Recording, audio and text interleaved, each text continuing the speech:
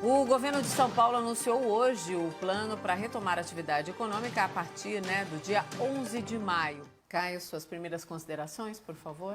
Bom, sobre a coletiva de imprensa, nenhuma novidade, né? Ela foi, de fato, doutora, extensa, cansativa, autorreferente, midiática e de pouco viés científico.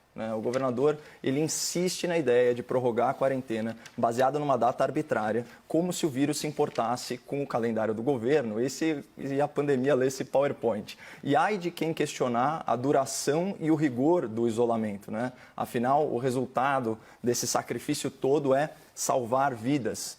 Será mesmo?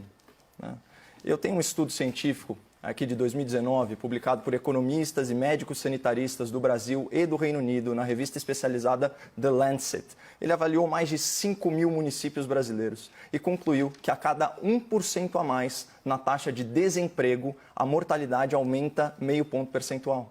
Segundo esse estudo, em razão da última crise econômica, aquela gestada no governo Dilma Rousseff, 31.415 pessoas tiveram sua morte diretamente relacionada aos efeitos da recessão econômica. Isso só na população jovem e adulta, não contabilizaram mortalidade infantil.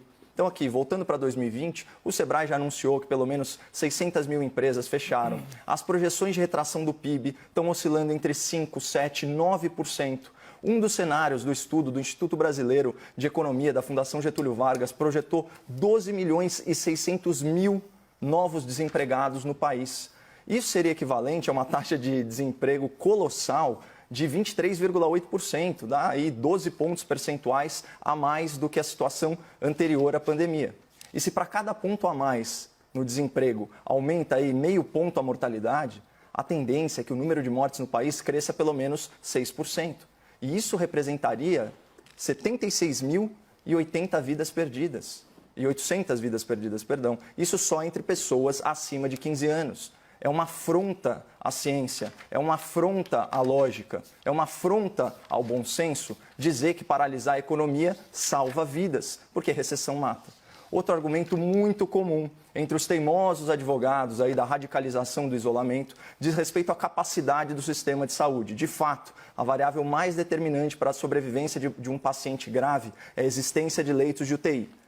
Só que a percepção do grande público é de que o sistema do estado de São Paulo, que é o epicentro da epidemia, ele está absolutamente saturado. A imprensa contribui para esse clima de pânico ao publicar manchetes como aquela que a gente já discutiu aqui. O Hospital Emílio Ribas tem 100% da sua capacidade ocupada. Ok, só que tem a informação fundamental. São só 30 leitos de UTI num estado que tem mais de 15 mil leitos de UTI.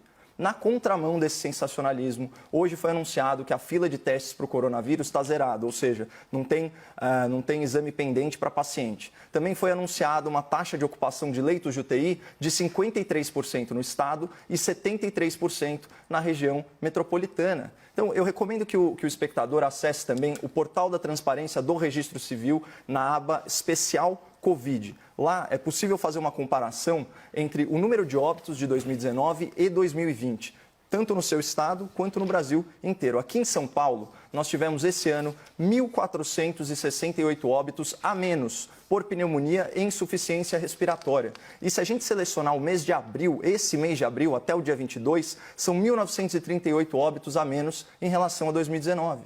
Ou seja, pelo menos aqui em São Paulo, o sistema de saúde está operando dentro de parâmetros razoáveis, ele está longe de colapsar. E as autoridades, elas tiveram tempo de sobra, tempo e dinheiro de sobra, para aumentar a nossa capacidade hospitalar. Então, se houver uma tragédia nessa pandemia, para mim a maior culpada será a má gestão pública. Por isso, fica cada vez mais difícil para o cidadão engolir que prefeitos e governadores estão salvando vidas, trancafiando as pessoas em casa. O que é certo é que muitos deles estão contratando sem licitação, rolando a dívida dos seus estados, se articulando para as eleições de 2020 até 2022 e posando de governadores responsáveis. Mas, enfim, já me alonguei muito.